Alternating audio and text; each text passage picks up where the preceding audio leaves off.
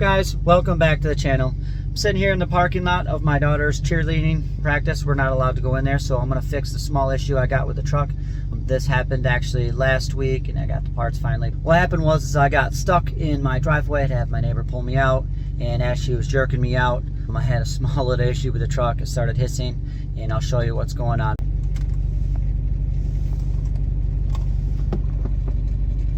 Yep, I don't have any more AC, but it's going to be a really easy fix. I already know the problem. It's going to be pretty simple, so let me pop this hood and we'll show you guys what's going on. Alright, so as you can see, my grill got dented in a little bit, but I think I can pound that out. But the problem is right here. So this is one of the return lines, I believe, for my AC unit. It goes from the condenser. It sits right here in the condenser. If you can see, it's this line right here. Goes all the way up. Well, what happened was that it was sitting right here on the alternator, and as that was spinning, once we get this out, I can show you. I can feel it's right here. There's a hole in there. So what we're gonna do, we're gonna replace this thing. And don't worry, I'll have the parts list and tools list listed in the comments, or I'm sorry, in the description below where I got this. So I am going to replace this, and then I'm going to try to actually charge this with just the normal AC charge that you can get from any auto parts store. I know you should take it to like a dealership or a service place, do that, create vacuum on and stuff like that, but I've had a couple people state that they've been able to do it, so I'm going to try it. You know, we'll see if we can save ourselves some money. If we can't, no big deal, we'll just bring it in there and have them charge it. So let's get this thing out. All right, first we want to do is pop these clips off right here. You should have 1, 2, 3, 4, 5, 6, 7, 8 of them in here. However, I only have 3 because this truck is a 2010 and it's very brittle and they break. They're very simple to do. All you got to do is stick a screwdriver in there, pop it up, and then stick a screwdriver in there, pop it right out. It comes right out. So let me get this off real quick. All right, now that that's off, we got to take the grill off. That's real nice and simple. 10mm bolts. There are 4 of them at the top. If you have a factory grill, you're going to have 4 clips down at the bottom and 2 here in the middle. See if we get a good picture of it here. 2 here in the middle. If you got an aftermarket grill, kind of similar to mine, I've just got the 4 clips down here at the bottom. And like I said, we'll try to straighten this out when we get this off. So should come right out, and that'll expose everything. So we probably don't need to take the grill out. I'm just doing it to make it a little bit easier for videoing purposes. But this is the line in question. It comes, loops through here, comes right and wraps around, goes right there. There we go. That looks a lot better. Still looks a little flat. We'll still work on it a little bit. But all right, let's get this thing out. All right, first what we're gonna do is we're gonna pop this off because I think it'll be easier to take off while it's in the truck and support it nice and tight. So pop this off. You just pull this clip right here. It pops off nice and easy. Be careful with this because you do need it for the next one. The next one just has this little like barb here that's threaded. So put this back in. 14mm.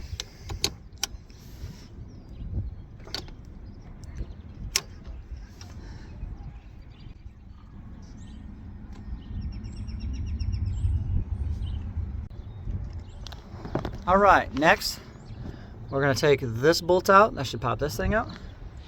And this nut out right here. Those are both 13mm.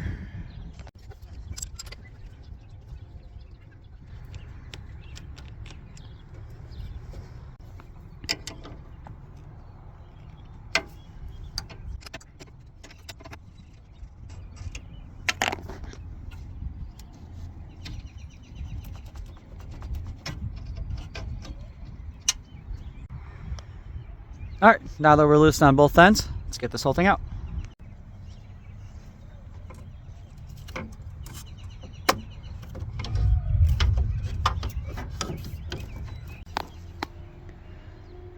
All right, here's our gnarly little hole here. Let me try to get here. There we go, we can see that a whole lot better. Yeah, that's pretty bad, and it looks like actually it's been rubbing up here. So I'm not sure if my neighbor pulling me out was actually the reason why it started doing this, but that's when it started showing. But it looks like it's been doing this for a while now. So I have been told that when they put this new one in here, and I'm gonna actually do this a little bit later, is actually insulate this whole thing. Your AC will be cooler, so we're gonna do that. First we're gonna do, we're gonna kind of clean all these connections off. I don't want to get any dirt in there because I've never had issues with this AC. We'll clean this all off a little bit. Cool, let's get that in there. Here's the new one, let's get it back in.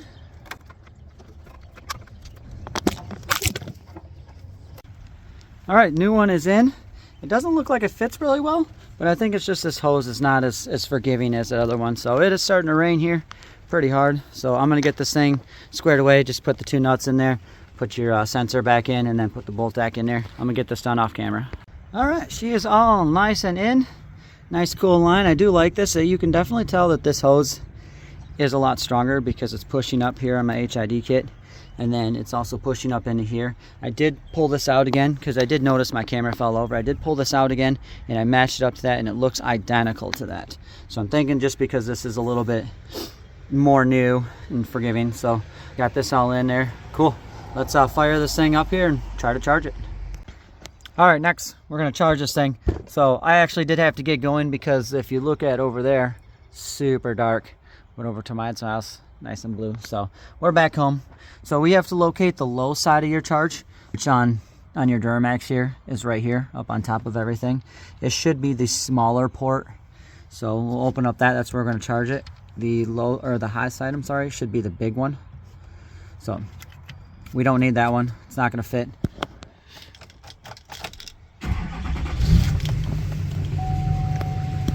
All right, next we're gonna start the truck. We're gonna crank this as cold as we can, as high as we can, and you're supposed to have the AC on. However, because I don't have anything in there, the AC won't turn on. So what we're gonna do is try to get this thing up, and then we're gonna turn the AC on and see how it goes. Pull the red cap off. It's just sitting on here. Screw this back on, and you're good to go.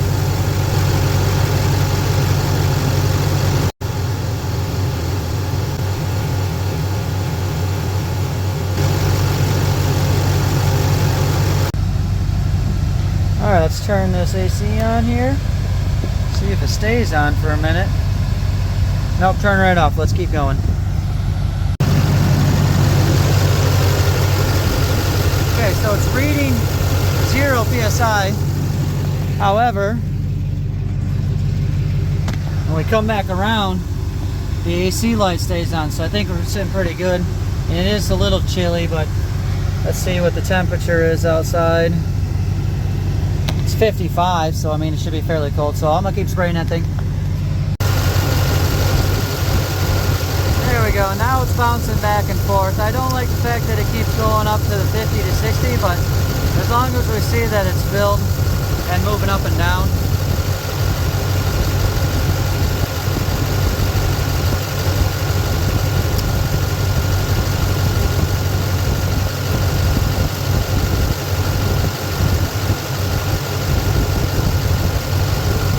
Let's go check that AC.